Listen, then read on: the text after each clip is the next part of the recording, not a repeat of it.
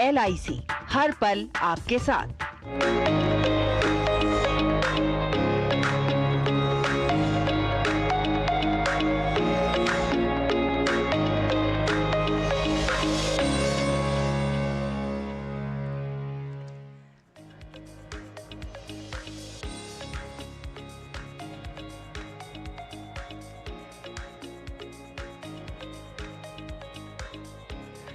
नमस्कार, एक नई सुबह की शुरुआत के साथ एक बार फिर हम हाजिर हैं नया सवेरा के इस खास और बेहतरीन अंक को लेकर। मैं हूं शहला निगार, मेरे साथ हैं मेरी सहयोगी भावना नैयर। शुक्रिया शहला। अगले 1 घंटे होने वाली हैं देश और दुनिया की तमाम बड़ी खबरों पर नजर, साथ ही नजर डालेंगे फिल्म, साहित्य, संगीत और जीवन के संघर्षों से जुड़ी कहानियां, नजर डालेंगे प्रेस रिपोर्ट पर, जानेंगे मौसम का हाल, साथ ही बात होगी टेक टॉक की भी, बताएंगे आपको कि आपको अपनी सेहत का किस तरीके से ख्याल रखना है। तो ये पूरा 1 घंटा नया सवेरा का पावर पैक शो रहने वाला है शैला। बिल्कुल, और शुरुआत कर लेते हैं हेडलाइंस के साथ।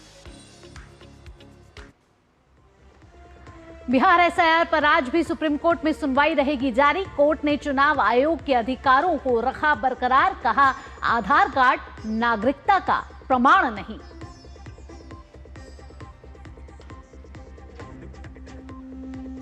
भारत सिंगापुर की तीसरी मंत्री स्तरीय वार्ता आज दिल्ली में होगी आयोजित। द्विपक्षीय संबंध को मजबूत करने पर रहेगा फोकस।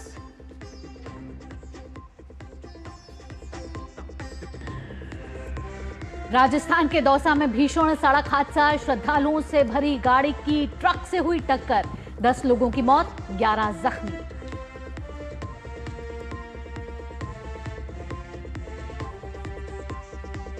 ट्रंप पुतिन के बीच होने वाली बातचीत से पहले जेलेंस्की का बड़ा बयान, कहा डोनबास से सेना नहीं हटाएगा यूक्रेन।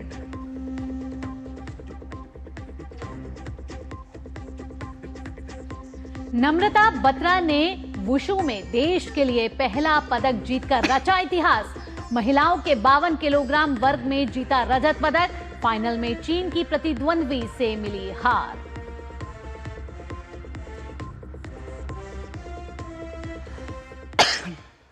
और बिहार में चल रहे वोटर लिस्ट रिवीजन के मामले में सुप्रीम कोर्ट में सुनवाई जो है वो आज भी होगी। कल हुई सुनवाई की बात करी जाए तो अदालत ने SIR में आधार और राशन कार्ड को शामिल नहीं करने के चुनाव आयोग के फैसले को सही ठहराया है। भावना, बिल्कुल, तो SIR पर आज भी सुप्रीम कोर्ट में अहम सुनवाई होने वाली है। याचिकाकर्ताओं की ओर से कपिल सिब्बल, अभिषेक मनु सिंघवी समेत अन्य वकीलों ने पक्ष रखा और चुनाव आयोग की प्रक्रिया पर सवाल भी उठाए। दलील ये दी गई कि बिहार के लोगों के पास वो दस्तावेज नहीं हैं जो आयोग मांग रहा है। और इस पर जस्टिस सूर्यकांत ने कहा कि बिहार भी देश का ही हिस्सा है। अगर बिहार में लोगों के पास दस्तावेज नहीं होंगे तो फिर तो देश के किसी भी हिस्से में रहने वाले लोगों के पास दस्तावेज नहीं होने चाहिए। अगर केंद्र सरकार के कर्मचारी हैं तो कोई तो पहचान पत्र उनके पास होगा। याचिकाकर्ताओं की ओर से ये भी कहा गया कि SIR के तहत वोटर लिस्ट में कुछ ऐसे लोगों को मृत दिखाया गया है जो जीवित हैं। इस पर अदालत ने कहा कि अभी ये ड्राफ्ट है, इसलिए दावे और आपत्तियां मांगी गई हैं। तो कल भी सुप्रीम कोर्ट में अहम सुनवाई हुई। आज फिर से सुप्रीम कोर्ट में SIR मुद्दे पर अहम सुनवाई होनी है, जहां दलीलें सुनी जाएंगी, याचिकाकर्ताओं की दलीलें सुनी जाएंगी। साथ ही साथ हम देख रहे हैं कि SIR का मुद्दा सड़क से लेकर संसद तक इस समय गरमाया हुआ है। बिल्कुल, SIR में आधार राशन कार्ड को शामिल नहीं करने के फैसले को सुप्रीम कोर्ट ने जो है एक तरह से सही ठहराया, एक तरह से मोहर लगाई है। बिहार SIR पर आज भी सुप्रीम सुनवाई होनी है और क्या कुछ निकल कर आता है ये देखने वाली बात होगी। कल की अगर हम बात करें तो कोर्ट ने चुनाव आयोग के तमाम अधिकारों को जो है बरकरार रखा है, जिनकी लगातार बात हो रही है और जिन पर लगातार बहस हो रही है। भावना, सड़क से लेकर संसद तक। बिल्कुल, इससे पहले भी ये मुद्दा था कि आधार कार्ड को प्रमाण माना जाए या ना माना जाए, इस पे सुप्रीम कोर्ट कई बार सवाल उठाया था।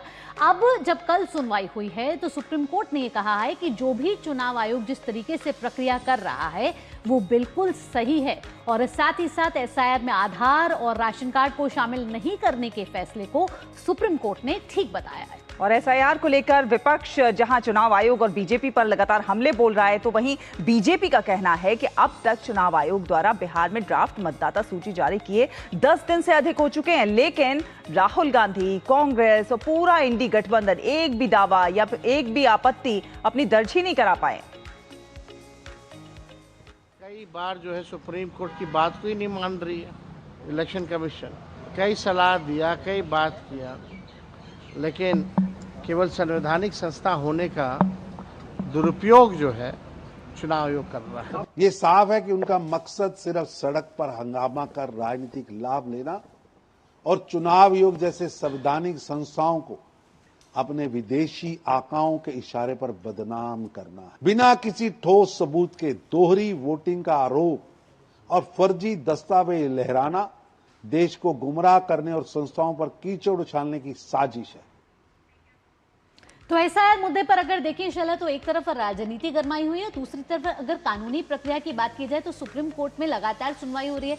कल अहम सुनवाई हुई है, फिर आज अहम सुनवाई होनी है। बिल्कुल, आज अहम सुनवाई होनी है। विकास सारथी हमारे सहयोगी हमारे साथ जुड़ गए हैं ज्यादा जानकारी लेकर। विकास, कल की अगर हम बात करें तो कल भी जिस तरह से देखने को मिला कि चुनाव आयोग जिस तरह से प्रयास कर रहा है और कोई पात्र मतदाता ना छूट जाए, इस प्रयास में जो वोटर लिस्ट रिवीजन जो चल रहा है उसको कहीं ना कहीं सही ठहराया सुप्रीम कोर्ट ने और कहा है कि जो जिस तरह से प्रक्रिया चल रही है उसे सुचारू रूप से चलाने में अड़ंगे नहीं डालने चाहिए। आज भी जो है उसमें सुनवाई होनी है, क्या कुछ निकलकर सामने आ सकता है?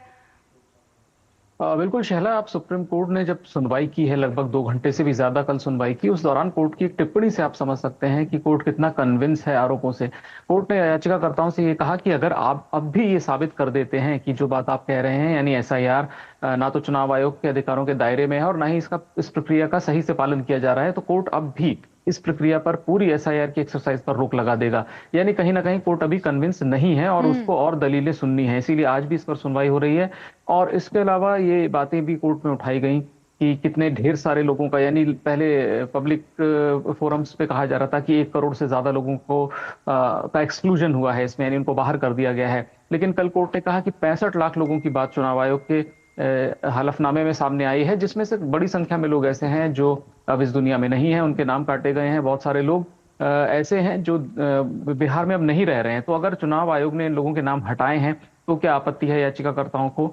और इसके अलावा कोर्ट ने यह भी कहा कि ये ड्राफ्ट लिस्ट है, अगर अभी भी एक विकल्प उपलब्ध है ऐसे लोगों को जिनको एक्सक्लूड किया गया है कि वो इसको चुनौती दें।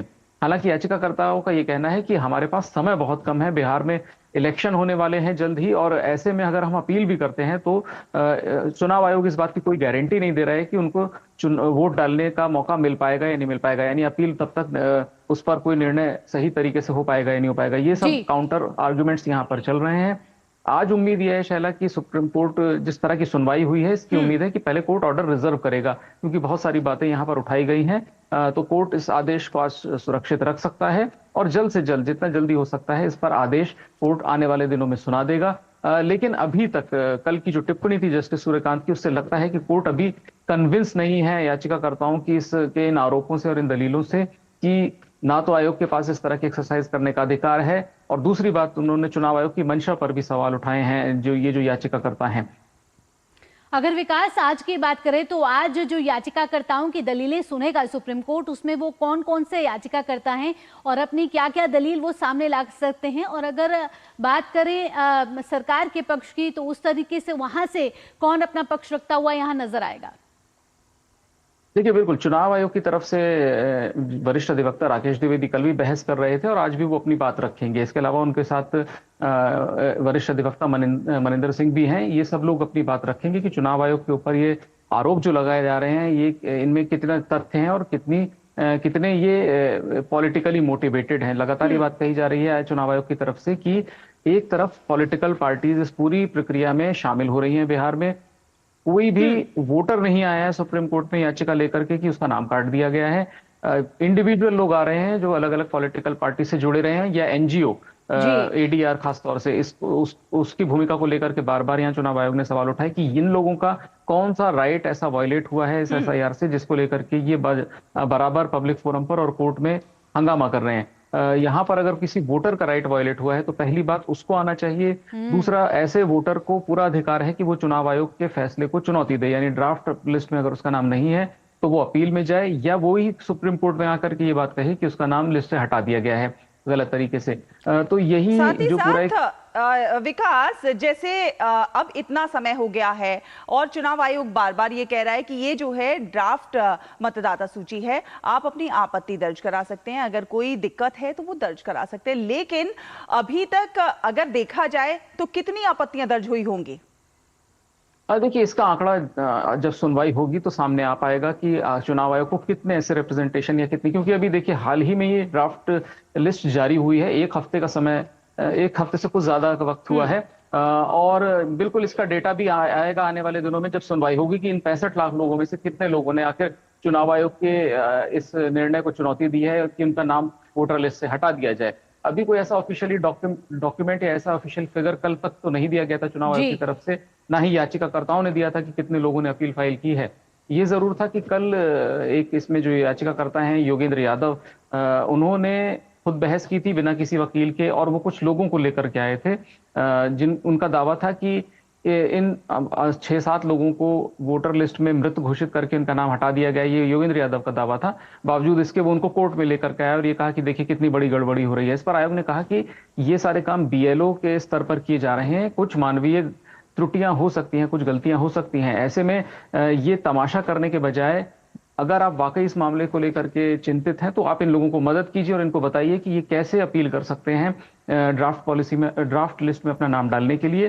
तो इस तरह के आरोप और काउंटर एलिगेशंस कल भी देखने को मिले और आज भी उसी तरह की सुनवाई होने की उम्मीद है। बिल्कुल, जब इतने बड़े लेवल पर कोई कार्य होता है, जहां तक हम समझते हैं, जब छोटे लेवल पे भी होते हैं तो थोड़ी बहुत त्रुटियां रह जाती हैं, लेकिन भावना, जब इतने बड़े लेवल पे कोई काम होता है तो त्रुटि हो सकती है और उसमें आप अपनी आपत्ति दर्ज करा सकते हैं। बिल्कुल, ये एक प्रोसेस है और प्रोसेस के बाद बताया गया है कि फर्स्ट ड्राफ्ट जब आएगा तो उसके बाद आप ग्रीवियंसेस अपने डाल सकते हैं, शिकायतें डाल सकते हैं। अगर अब विकास आगे की बात करें तो अब सुप्रीम कोर्ट की सुनवाई लगातार जारी है। अब तक अब कब लग रहा है कि सुप्रीम कोर्ट जल्द से जल्द अपना फैसला कब तक सुरक्षित रख लेगा? देखिए, फैसला सुरक्षित आज ही रख सकता है कोर्ट, क्योंकि अब बहुत ज्यादा दलीलें बची नहीं है। याचिकाकर्ता अपनी लगभग सारी बातें कल कह चुके हैं, फिर भी आज भी उनको एक मौका मिलेगा कुछ लोगों को अपनी बात रखने का, चुनाव आयोग को अपनी बात रखने का।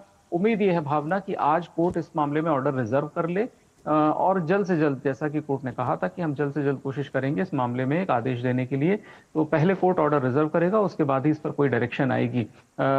ये जो आज बहस होनी है, ये भी कोर्ट ने कहा था कि कुछ महत्वपूर्ण मसले जैसे जमानत से जुड़े हुए कोई नए मामले आते हैं सुप्रीम कोर्ट में, पहले उनको सुनेगी जस्टिस सूर्यकांत की बेंच और उसके बाद इस एसआईआर के मामले पर सुनवाई होगी। और उम्मीद ये है कि ये भी कल की तरह आज काफी लंबे समय तक चलेगी और उसके बाद कोर्ट आदेश को सुरक्षित रख लेगा। चलिए, बहुत बहुत धन्यवाद विकास हमारे साथ जुड़ने के लिए और तमाम ये जो अपडेट है हमारे दर्शकों के साथ साझा करने के लिए। तो आज भी जो है सुप्रीम सुनवाई बिहार एसआईआर के मुद्दे पर लगातार जारी रहने वाली है। चलिए अब अगली खबर का रुख कर लेते हैं। पश्चिम बंगाल के मुख्य सचिव मनोज पंत को आज निर्वाचन आयोग ने दिल्ली तलब किया है। मतदाता सूची संशोधन में गड़बड़ी के आरोप में 4 अधिकारियों को निलंबित करने के आयोग के निर्देश का पालन नहीं करने पर उन्हें दिल्ली बुलाया गया है। दरअसल पश्चिम बंगाल की सरकार की ओर से चुनाव आयोग को सूचित किए जाने के एक दिन बाद कहा गया था कि वो आरोपी अधिकारियों को तुरंत निलंबित नहीं करेगी और इस पर आयोग ने कहा कि मुख्य सचिव मनोज पंत व्यक्तिगत तौर पर उपस्थित होकर पश्चिम बंगाल सरकार का रुख साफ करें। बहरहाल अब राज्य सरकार और चुनाव आयोग के बीच चल रही खींचतान में ये एक और जो है नया मुद्दा, इसे कह सकते हैं नया मुद्दा बन गया है। ये विवाद दक्षिण 24 परगना के बुरुईपुर पूर्व और पूर्वी मिदनापुर के मोयना की मतदाता सूचियों में कथित खामियों से उपजा है। चुनाव आयोग के अनुसार दोषी पाए जाने पर आरोपियों को कम से कम 3 महीने की कैद, जिसे 2 साल तक बढ़ाया जा सकता है और जुर्माना भी देना पड़ सकता है। और चुनाव आयोग ने विभागीय जांच की भी सिफारिश की है, तो सच जो है वो सामने आता हुआ नजर आएगा। पूर्वी मिदनापुर में के मोयना मतदाता सूचियों में गड़बड़ी के आरोप हैं, दोषी पाए जाने पर कैद और जुर्माने का प्रावधान है। अगली खबर का रुख करेंगे भारत सिंगापुर से जुड़ी हुई यह खबर है। भारत सिंगापुर की तीसरी मंत्री स्तरीय वार्ता आज दिल्ली में आयोजित होने वाली है शैला। बिल्कुल, और इसका उद्देश्य जो है वो द्विपक्षीय संबंधों को किस प्रकार से और ज्यादा विस्तार दिया जाए, उन्हें किस प्रकार से और ज्यादा मजबूत बनाया जाए, यही है सिंगापुर के प्रतिनिधिमंडल का नेतृत्व उप प्रधानमंत्री और व्यापार और उद्योग मंत्री गान किम योंग करने वाले हैं। और अगर आपको बताएं, इस वार्ता में भारत का प्रतिनिधित्व विदेश मंत्री डॉक्टर एस जयशंकर, वित्त मंत्री निर्मला सीतारमण, उद्योग मंत्री पीयूष गोयल और सूचना और प्रसारण मंत्री अश्विनी वैष्णव करेंगे। इसकी पहली बैठक सितंबर 2022 में दिल्ली में और दूसरी बैठक अगस्त 2024 में सिंगापुर में आयोजित की गई थी। तो भारत सिंगापुर की ये तीसरी मंत्री स्तरीय वार्ता है जो आज से शुरू होने वाली है और बेहद ही इसको अहम माना जा रहा है।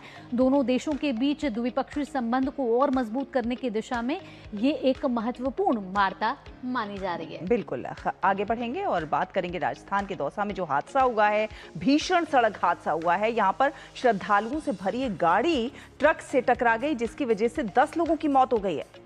मरने वालों के बारे में आपको बताएं तो 7 बच्चे इसमें शामिल हैं।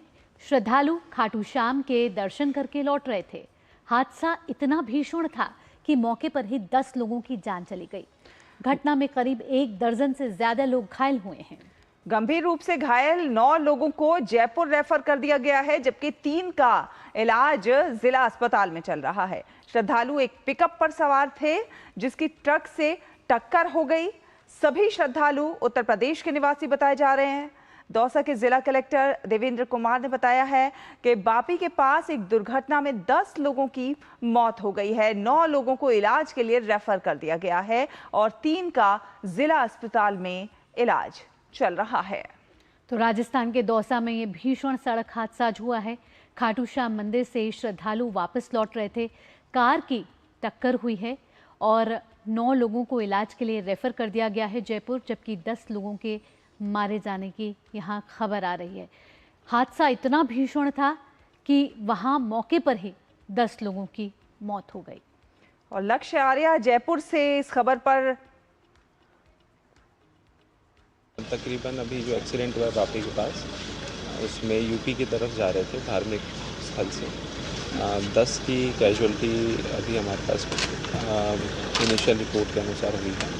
9 लोगों को रेफ़र कर दिया गया है। 3 का ट्रीटमेंट अभी डीएच के अंदर चल रहा है।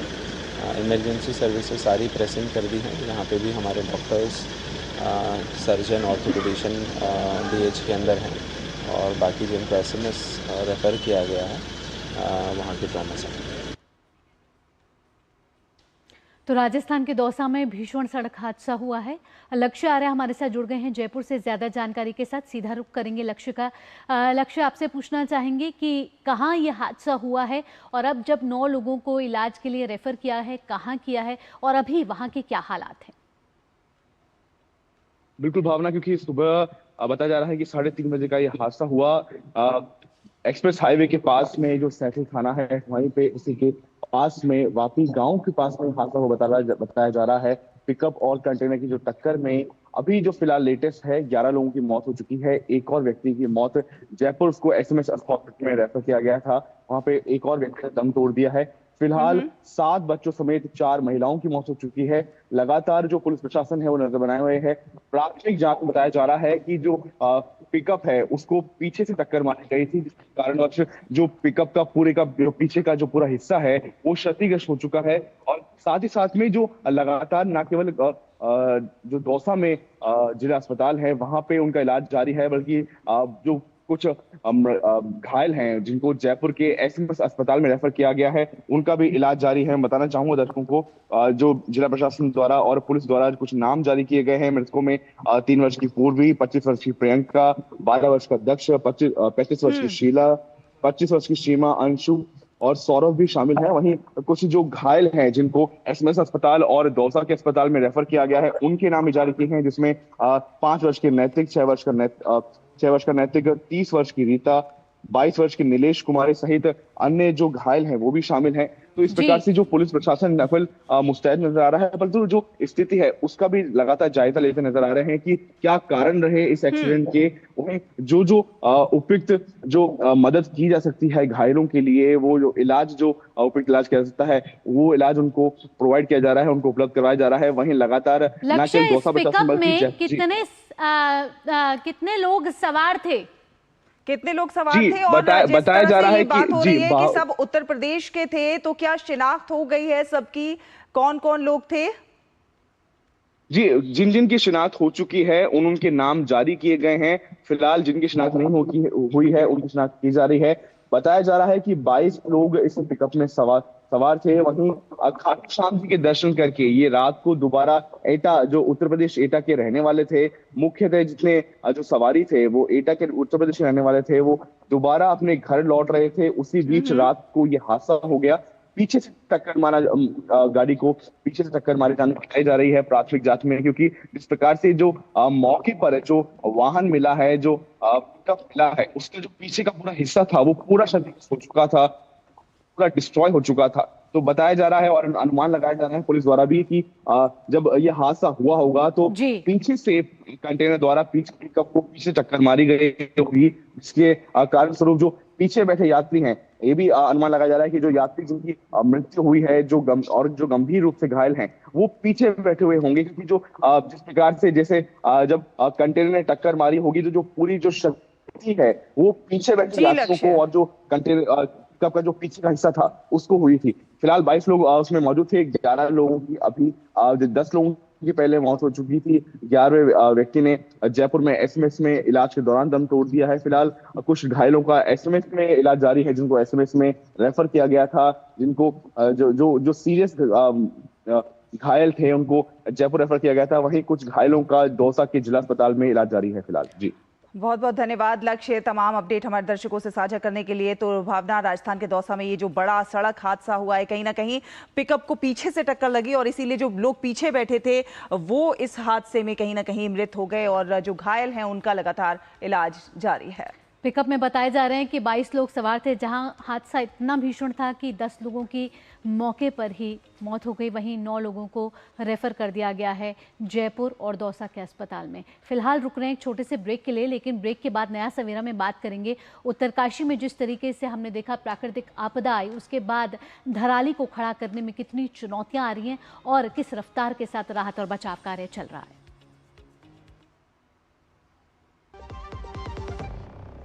डॉक्टर दादू, ये प्रीमियम क्या होता है? बेटा, प्रीमियम मतलब समझ लो पेट्रोल। जब तक कार में पेट्रोल है तब तक कार चलेगी, पेट्रोल खत्म कार स्टॉप। पर पापा, इस बार पेट्रोल खत्म होने पर भी कार चलती रहेगी। वो कैसे? LIC के जीवन लाभ में प्रीमियम पेमेंट हो जाए स्टॉप, पर पॉलिसी के फायदे चलते रहते हैं। मतलब अब लाइफ की गाड़ी चलेगी नॉन स्टॉप। LIC हर पल आपके साथ। मेरी पसंद, मेरी पसंद, मेरी पसंद, मेरी पसंद, हमारी पसंद, हम सबकी पसंद। मजबूत देश का मजबूत सरिया हो गया स्टील। ब्रेक के बाद स्वागत है आपका। आप देख रहे हैं नया सवेरा और नया सवेरा में चलिए अब बात कर लेते हैं उत्तरकाशी के धराली की। वहां पर आई आपदा के बाद अब वहां पर राहत और बचाव का अभियान जो है तेज रफ्तार से जारी है और जिला प्रशासन के अनुसार अभी भी 68 लोग लापता बताए जा रहे हैं और इन 68 लोगों में 25 नेपाली मूल के हैं। राहत सामग्री और लॉजिस्टिक्स के लिए 110 वाहन और 21 भारी मशीनें, JCB, खुदाई मशीन, डोजर, टिपर, जनरेटर तैनात किए गए हैं। हर्षिल और धराली में लगातार खाने, ईंधन और जरूरी सामान की सप्लाई भेजी जा रही है। बिल्कुल, और सेना और वायुसेना, special force, NDRF, SDRF, ITBP, BRO और अन्य जो केंद्रीय और राज्य एजेंसियां हैं, जिला पुलिस प्रमुख की देखरेख में मिलकर लगातार राहत कार्य अंजाम दे रही हैं। मंगलवार तक की बात की जाए तो कुल 1308 यात्री और स्थानीय लोग रेस्क्यू करे गए हैं।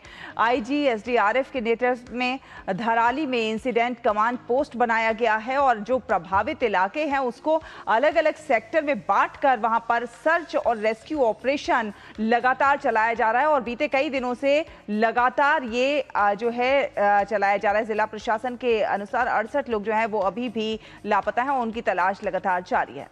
और शैला, बात करें उत्तरकाशी के धराली में आए इस प्राकृतिक कहर की, तो 5 अगस्त को ये प्राकृतिक आपदा आई थी, जहां धराली और खीरगंगा में जिस तरीके से तबाही मची इस प्राकृतिक आपदा के बाद, बादल फटने के बाद कई लोगों को अब रेस्क्यू कर लिया गया है। कई लोग अभी भी लापता हैं, 68 लोग अभी भी लापता बताए जा रहे हैं। और बिल्कुल भावना वो जो नेपाली मूल के बताए जा रहे हैं। और वो जो दृश्य था वो देखते, अगर याद भी करते हैं फिर से, तो एक तरह से रूह कांप जाती है। किस तरह से एक सैलाब आया और कुछ 20 से 30 सेकेंड्स के बीच में पूरा गांव का गांव वाइप आउट हो गया। बिल्कुल, और इस तबाही के बाद अब धराली को खड़ा करने की तमाम कोशिशें चल रही हैं। तमाम एजेंसियां जुटी हुई हैं कि किस तरीके से धराली को फिर से बसाया जाए और वहां जो लोग अभी भी फंसे हुए हैं उनको निकालने का एक तरफ काम चल रहा है, वहीं जो सड़क संपर्क टूट गया है, जो इंटरनेट कनेक्शन टूट गए हैं, उसको भी फिर से सुचारू करने के लिए तमाम प्रयास चल रहे हैं। हालांकि मौसम के कारण और अलग अलग चुनौतियों के कारण कई परेशानियां ज़रूर आ रही हैं, लेकिन उत्तराखंड की सरकार साथ ही साथ तमाम एजेंसियां लगातार ये प्रयास कर रही हैं कि धराली को फिर से कैसे खड़ा किया जाए और रेस्क्यू ऑपरेशन को और कैसे तेज किया जाए। यहाँ हमारे साथ हमारे संवाददाता नीरज सिंह जुड़ गए हैं ज़्यादा जानकारी के साथ ग्राउंड जीरो से। सीधा नीरज का रुख करेंगे। नीरज, करीब 9 दिन बीत चुके हैं और राहत और बचाव अभियान तेजी से अभी भी चल रहा है। अगर चुनौतियों की बात की जाए तो अभी भी क्या वो चुनौतियां हैं जिसको पार पाने के लिए तमाम ये एजेंसियां प्रयास कर रही हैं? भावना, सबसे बड़ी चुनौती तो यही है कि जो मलबा है वो 50 फीट के करीब है और उस मलबे के अंदर किसी को खोजना वो अपने आप में एक बड़ी चुनौती है। और यही कारण है कि आप देखें कि पूरे धराली इलाके को 5 सेक्टरों में बांटा गया है, जिसमें एक सेक्टर एनडीआरएफ से हवाले किया गया है। एनडीआरएफ अपनी टीम और डॉग स्क्वाड के साथ सर्च कर रही है। एनडीआरएफ के पास रडार भी है, लेजर रडार है, जिसके माध्यम से वो ये गतिविधि पता कर सकते हैं कि जमीन के अंदर क्या कोई जो व्यक्ति है वो दबा हुआ है या नहीं दबा हुआ है या कोई जानवर। इसके अलावा सेक्टर भी सेना के हवाले किया गया है। आप देखें कि सेना भी लगातार रेस्क्यू ऑपरेशन कर रही है। सेना के जो जवान थे वो भी लापता हैं, अभी तक उनको भी खोजा नहीं जा चुका है। सेक्टर जो सी है वो एसडीआरएफ से हवाले किया गया है। जो स्टेट की डिजास्टर रेस्पॉन्स टीम है वो भी लगातार रेस्क्यू कर रही है और अपनी डॉग स्क्वाड और तमाम उपकरणों के साथ। सेक्टर जो डी है वो आईटीबीपी के हवाले किया गया है। आईटीबीपी, जैसा कि आपको भी पता है कि शुरुआत से ही फर्स्ट रेस्पॉन्डर रही है आईटीबीपी और उसने बड़ी संख्या में वहां से लोगों को निकालने में भी मदद की है और बड़ी संख्या में लोगों को बचाया भी है। इसके अलावा जो रोड कनेक्टिविटी का काम है वो सेक्टर 5 यानी बीआरओ और इसके अलावा जो लोक निर्माण विभाग है उसके जिम्मे सौंपा गया। लगातार प्रयास भावना किए जा रहे हैं। एक अच्छी खबर कल आई है कि उत्तर प्रदेश के 3 मजदूर जिनका पता नहीं लग रहा था वो सुरक्षित हैं और ये पता लगा था कि वो गंगोत्री में फंसे हुए थे, लेकिन वो सुरक्षित हैं, जबकि उनके घर वालों ने ये मान लिया था कि शायद वो बचे नहीं है, लेकिन ये अच्छी खबर वहां से आई है। इसी तरह लगातार जो लोग हैं उनको खोजने का जो काम है वो भी लगातार चल रहा है। वहां पर तमाम सुविधाएं भी मौजूद हैं, लेकिन मौसम की दुश्वारियां भी हैं। अभी अगर हम बात करें बीते दिनों से जिस तरह से हम देख रहे थे नीरज के मौसम एक बड़ी चुनौती बना हुआ था, अभी क्या कुछ राहत मिलती हुई नजर आ रही है? क्या मौसम की वजह से जिस तरह से रुकावटें आ रही थी उसमें कुछ थोड़ा सा सहूलत नजर आती दिखाई दे रही है? और क्या लग रहा है कि कितने समय में हम इस रेस्क्यू को पूरा कर पाएंगे? देखिए शैला, मौसम की दुश्वारियां हैं, लेकिन अच्छी बात यह है कि आज सुबह से हालांकि धूप तो नहीं निकली है, लेकिन जो मौसम है वो ठीक है, बारिश नहीं हो रही है। तो हम कह सकते हैं कि जो हमारे सर्च और रेस्क्यू में जो टीमें लगी हैं उनके लिए राहत की खबर है। हालांकि इलाका बहुत बड़ा है शैला, क्योंकि अभी भी आप देखें कि रोड कनेक्टिविटी पूरी तरीके से बहाल नहीं हो पाई है। 1-2 दिन रोड कनेक्टिविटी बहाल होने में लगेगा और उसके बाद उत्तरकाशी से हर्षिल तक का जो रास्ता है वो रोड के द्वारा आसानी से तय कर लिया जाएगा। जो बड़े बड़े इक्विपमेंट है वो आसानी से चले जाएंगे। इसके बाद हर्षिल से धराली के बीच का जो रास्ता है वो नया रास्ता चलाता जा रहा है, क्योंकि पूरा का पूरा जो रास्ता है वो बह गया है और अगर उसी रास्ते पर निर्माण किया जाएगा तो वो आने वाले समय में लोगों के लिए ठीक नहीं रहेगा। तो नया जो रास्ता है वो खोजा जा रहा है। इसके साथ साथ ही जिन लोगों के घर और होटल और बगीचे खेत ये सब डिस्ट्रॉय हो गए थे, उनसे विस्थापन का भी काम है, वो भी जोर शोर से राज्य सरकार कर रही है। 5-5 लाख रुपए का मुआवजा भी लोगों को डिस्ट्रीब्यूट किया है। 90 के करीब लोग हैं। और सबसे अच्छी बात है कि धराली, ये जानकारी निकल कर आई है कि धराली से बहुत ज्यादा जो लोग हैं वो मिसिंग नहीं है। धीरे धीरे जो लोग हैं वो मिलते जा रहे हैं, लेकिन हाँ अभी भी एक बड़ी संख्या है। जी बिल्कुल नीरज, तो धराली फिर धार पकड़ेगा और कहीं ना कहीं धराली में जो जीवन तबाह हुआ है उसको खड़ा करने के लिए तमाम प्रयास चल रहे हैं। जल्द ही उम्मीद की जा रही है कि ये सड़क संपर्क स्थापित होगा और जो भी चुनौतियां हैं उसको पार पाने के बाद धराली में एक बार फिर से जीवन की शुरुआत होगी। फिलहाल नीरज, तमाम जानकारियों के साथ आपका बहुत बहुत धन्यवाद। आगे भी आपसे अपडेट लेते रहेंगे और आगे बढ़ेंगे और बात करेंगे अब हर घर तिरंगा अभियान की।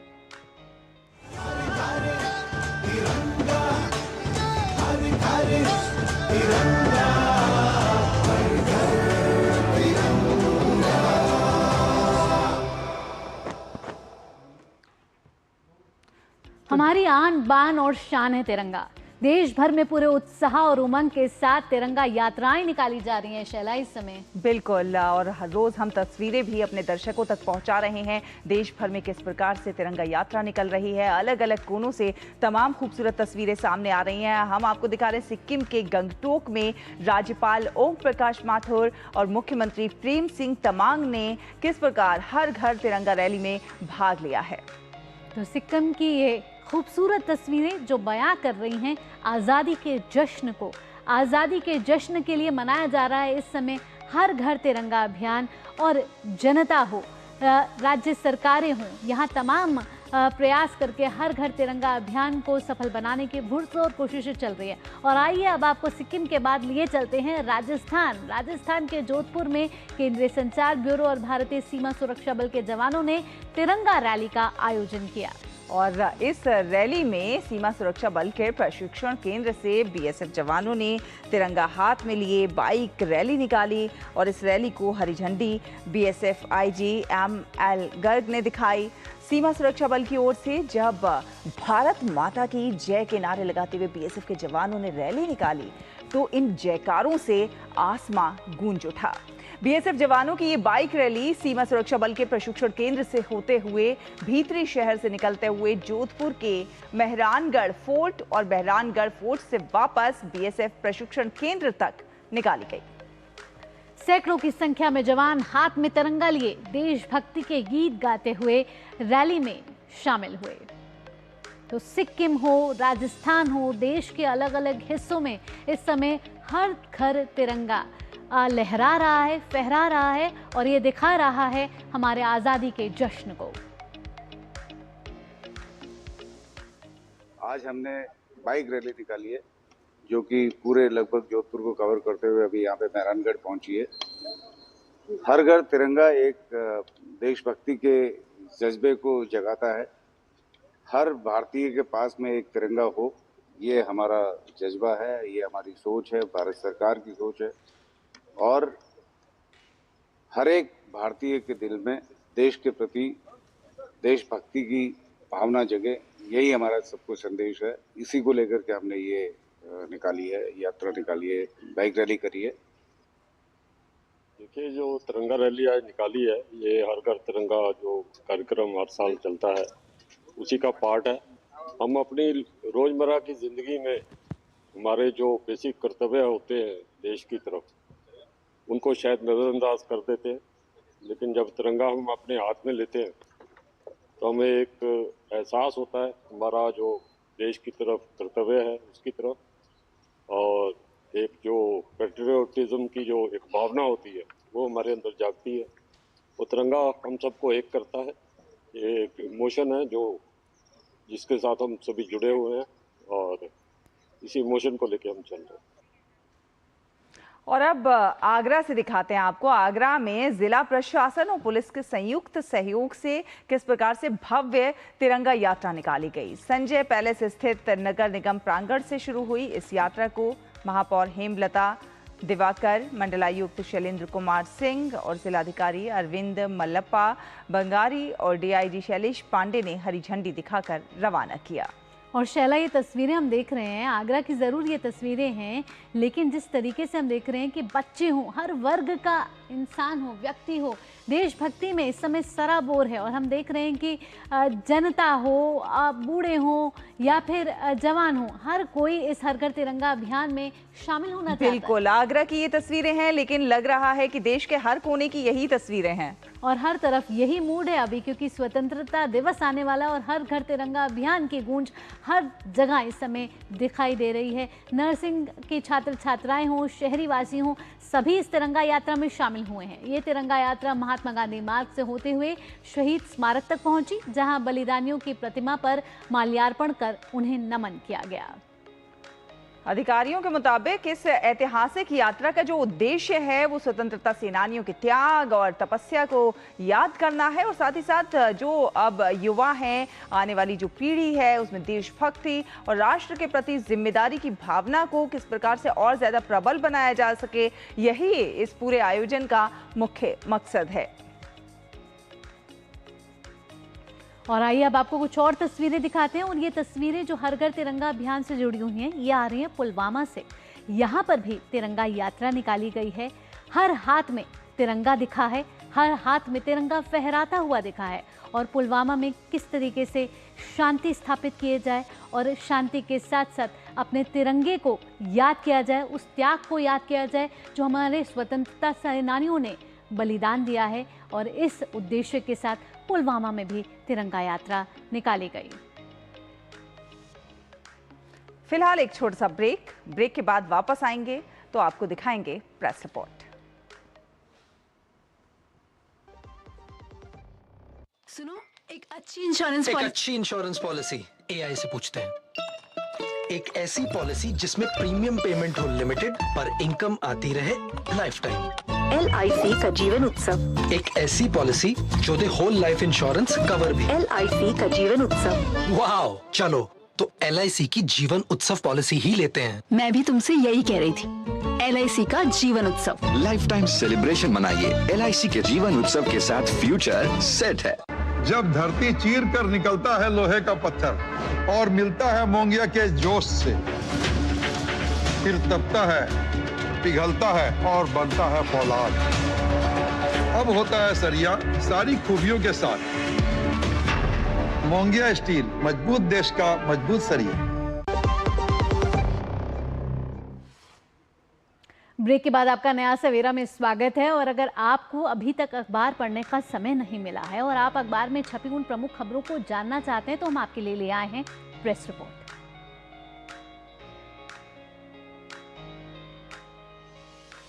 तो प्रेस रिपोर्ट में सबसे पहले जो अधिकतर समाचार पत्रों में सुर्खी बनी है, उन खबरों को हम समेट रहे हैं। और ये खबर हम सहारा समाचार पत्र से उठा रहे हैं, जिसमें पुराने वाहन मालिकों को सुप्रीम राहत जो है मिलती हुई नजर आ रही है। दरअसल सुप्रीम कोर्ट ने एक बड़ा फैसला सुनाया है, जिसमें उसने दिल्ली NCR में 10 साल पुराने डीजल और 15 साल पुराने पेट्रोल वाहनों के मालिकों को एक राहत दी है। चीफ जस्टिस की पीठ ने दंडात्मक कार्रवाई से राहत दी है। दिल्ली सरकार की याचिका पर सुनवाई करते हुए कोर्ट ने वाहन मालिकों के खिलाफ कोई भी कठोर कदम ना उठाने के निर्देश दिए हैं। और आइए आगे बढ़ते हुए अब अगली सुर्खी की भी रुख कर लेते हैं। देखते हैं कि अखबारों की सुर्खियों में अब और कौन सी खबर है जो आपको बतानी ज़रूरी है। और हिंदुस्तान अखबार में ये खबर प्रकाशित हुई है, जस्टिस यशवंत वर्मा से जुड़ी खबर है, जहां उनके महाभियोग की प्रक्रिया अब शुरू हो गई है।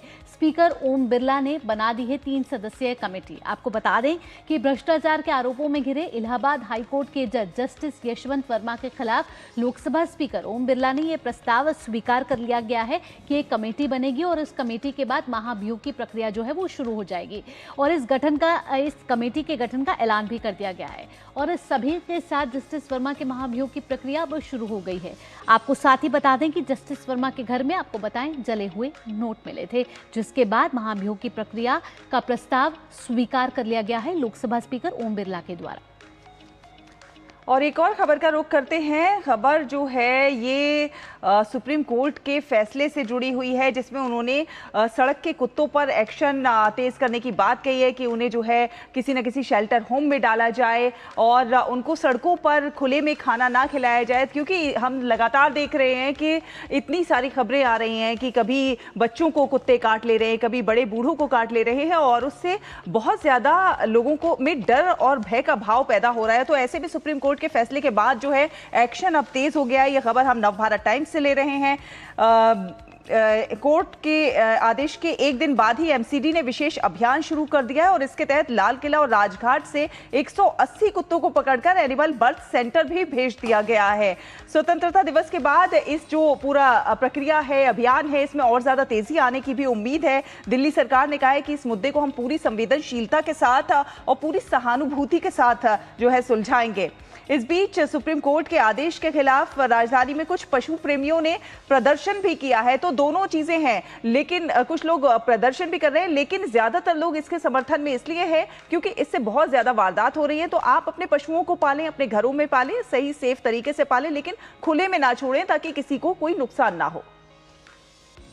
साथ ही साथ अगली खबर का भी रुख कर लेते हैं और अगली खबर आ रही है प्रियंका गांधी के उस बयान की जिसके ने इजराइल के राजदूत ने कड़ी निंदा की है। आपको बता दें कि प्रियंका गांधी पर भारी पड़ चुका है इजराइल के खिलाफ दिया गया नरसंहार का वो बयान, जिसमें इजराइल के राजदूत ने अब कड़ी प्रतिक्रिया देते हुए कहा है कि आपका कपट शर्मनाक है। उन्होंने कहा है कि बातचीत के जरिए हल सुलझाया जा सकता है और कूटनीति के जरिए दोनों देशों के संबंध प्रगाढ़ किए जा सकते हैं। ऐसे में ये पहला मौका नहीं है जब प्रियंका गांधी और इजराइल के राजदूत जो है वो आमने सामने हुए। इससे पहले भी हमने देखा है कि प्रियंका गांधी संसद भवन में फिलिस्तीन का हैंडबैग लेती हुई नजर आई थी।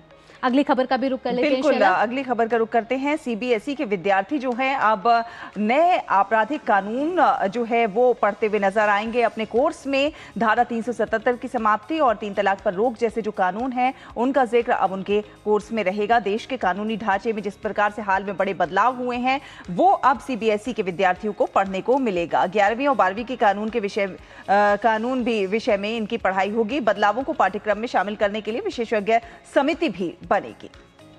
तो ये कुछ अखबारों की सुर्खियां जो विभिन्न क्षेत्रों से आज प्रकाशित की गई हैं, जिन्हें आज अखबारों के अलग अलग पन्नों में जगह मिली है। तो अखबारों की सुर्खियों के बाद अब देख लेते हैं दुनिया भर की जो तमाम बड़ी खबरें हैं वर्ल्ड वॉच में। यूक्रेन के राष्ट्रपति वोलोदिमीर ज़ेलेंस्की ने स्पष्ट कर दिया है कि वे रूस के उस प्रस्ताव को खारिज करेंगे जिसमें यूक्रेन से पूर्वी डॉनबास क्षेत्र से अपनी सेनाएं हटाने की मांग की गई है। ज़ेलेंस्की ने कहा कि ऐसा करने से यूक्रेन अपनी मजबूत रक्षा रेखाएं खो देगा और रूस को आगे के आक्रामक अभियानों के लिए खुला रास्ता मिल जाएगा। ईरान के प्रथम उपराष्ट्रपति मोहम्मद रेजा आरिफ ने कहा है कि यदि परिस्थितियां अनुकूल हों तो ईरान अमेरिका के साथ सीधे परमाणु मुद्दों पर बातचीत कर सकता है। आरिफ ने अमेरिका की उस मांग को मजाक बताया जिसमें तेहरान से यूरेनियम संवर्धन पूरी तरह छोड़ने को कहा गया है। उन्होंने कहा कि ये शर्त वास्तविकता से परे है। कुछ और आपको दुनिया की खबरें बताएं वर्ल्ड वॉच में। तो दक्षिण यूरोप के जंगलों में आग लगने के कारण हजारों लोग अपने घरों से बाहर निकलने को अब मजबूर हो गए हैं। इटली, फ्रांस, स्पेन, पुर्तगाल और बाल्कन के कुछ हिस्सों में रेड हीट अलर्ट जारी किया गया है, जिसमें तापमान 40 डिग्री सेल्सियस से ऊपर जाने पर स्वास्थ्य के लिए गंभीर खतरे की चेतावनी दी गई है। और दक्षिण कोरिया की पूर्व प्रथम महिला किम कियून ही को अदालत ने भ्रष्टाचार के आरोपों के बाद गिरफ्तार कर लिया है। हालांकि उन्होंने इन आरोपों से इनकार किया है। इसके साथ ही बात अगर क्रेमलिन की करें तो क्रेमलिन ने कहा है कि राष्ट्रपति व्लादिमीर पुतिन ने उत्तर कोरियाई नेता किम जोंग उन से फोन पर बात की है और उन्हें इस हफ्ते अलास्का में अमेरिकी राष्ट्रपति डोनाल्ड ट्रंप के साथ होने वाली रूसी नेता की प्रस्तावित वार्ता की जानकारी दी है। और वर्ल्ड वॉच के बाद बिजनेस ब्रीफ में देख लेते हैं व्यापार जगत की मुख्य सुर्खियां। महंगाई के मोर्चे पर बड़ी राहत की खबर है। खुदरा महंगाई जुलाई में कम होकर 8 वर्षों के निचले स्तर 1.55% पर रही है। ये महंगाई का 8 वर्षों यानी कि जून 2017 के बाद का सबसे निचला स्तर है। महंगाई में कमी आने की वजह खाद्य उत्पादों की कीमतें कम होना है। आरबीआई ने वित्त वर्ष 2025-26 के लिए भारत की खुदरा महंगाई दर 3.1% रहने का अनुमान लगाया है।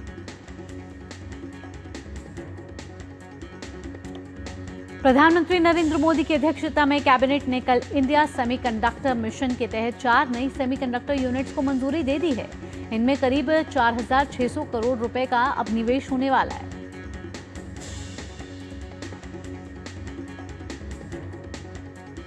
केंद्रीय मंत्रिमंडल ने लखनऊ मेट्रो रेल परियोजना के चरण 1B को भी मंजूरी दे दी है। इसमें करीब 12 स्टेशनों का निर्माण किया जाएगा और लागत 5,801 करोड़ रुपए आएगी।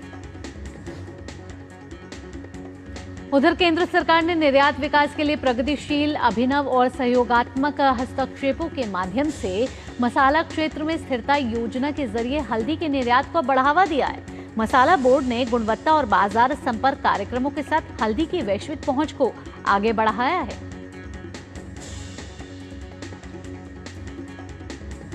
और आर्थिक मामलों की एक कैबिनेट समिति ने एक महत्वपूर्ण कदम उठाते हुए अरुणाचल प्रदेश के शियोमी जिले में टाटो हाइड्रो इलेक्ट्रिक प्रोजेक्ट के निर्माण के लिए 8,146 करोड़ रुपए के निवेश को मंजूरी दे दी है। और व्यापार जगत की इन सुर्खियों के बाद आइए अब रुख कर लेते हैं खेल की दुनिया का, बात कर लेते हैं स्पोर्ट्स ट्रैक की। भारत की नम्रता बत्रा ने चीन के चेंगडू में विश्व खेलों की वुशु स्पर्धा में भारत के लिए पहला पदक जीतकर इतिहास रच दिया। उन्होंने महिलाओं के 52 किलोग्राम भार वर्ग में स्वर्ण पदक मुकाबले में चीन की मेंग्यू चेन से 0-2 से हारकर रजत पदक हासिल किया। नम्रता बत्रा ने भारत के लिए वुशु खेल में पहला विश्व खेलों का पदक हासिल किया। खेल प्रशासन विधेयक 2025 लोकसभा और राज्यसभा में पारित होने के बाद केंद्रीय खेल मंत्री मनसुख मंडाविया ने खुशी जाहिर की है। उन्होंने कहा कि विधेयक का फायदा सीधे खिलाड़ियों को मिलेगा।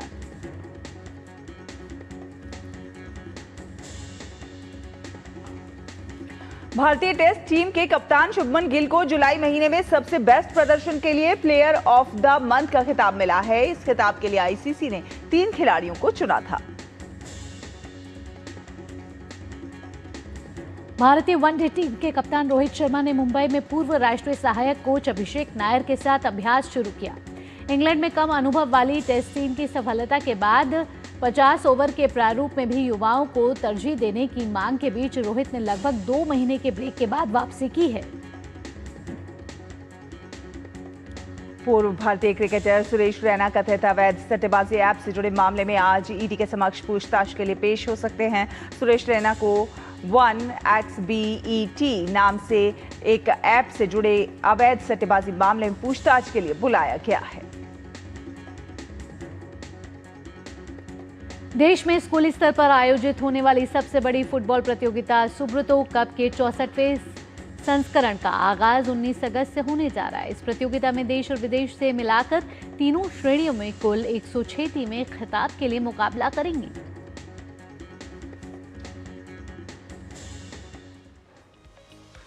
और अब बारी है फिटनेस मंत्र की। फिटनेस की बात करें और शहला, बात अगर मोटापे की ना हो तो क्या कहने हैं ना। सुबह सुबह का वक्त है, ये टाइम है सैर करने का, ब्रिस्क वॉकिंग करने का।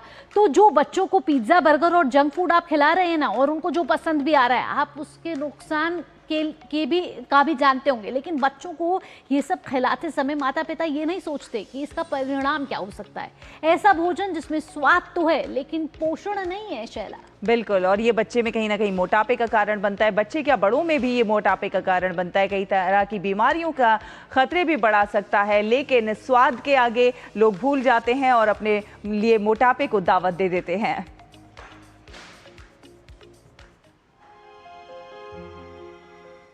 बच्चों में मोटापा एक बड़ी समस्या है जिसके लिए कई कारण जिम्मेदार हैं।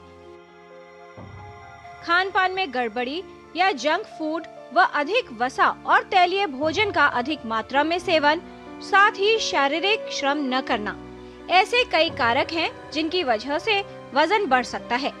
अब बच्चों का लाइफस्टाइल काफ़ी हद तक सेडेंटरी है। अब बाहर निकल के खेलना और भाग दौड़ करना ये सब बहुत कम हो गया है। बच्चे ज़्यादा टाइम फ़ोन के सामने, टीवी के सामने या कंप्यूटर्स के सामने बिताते हैं, जिस वजह से एक्सरसाइज बहुत कम हो गया है।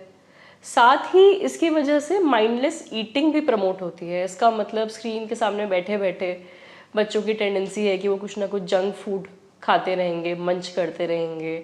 वो इस प्रॉब्लम को और ज़्यादा कंपाउंड कर देता है। बचपन से मोटा होना चिंता का विषय है, क्योंकि मोटे बच्चे अधिकतर मोटे वयस्कों के रूप में विकसित होते हैं।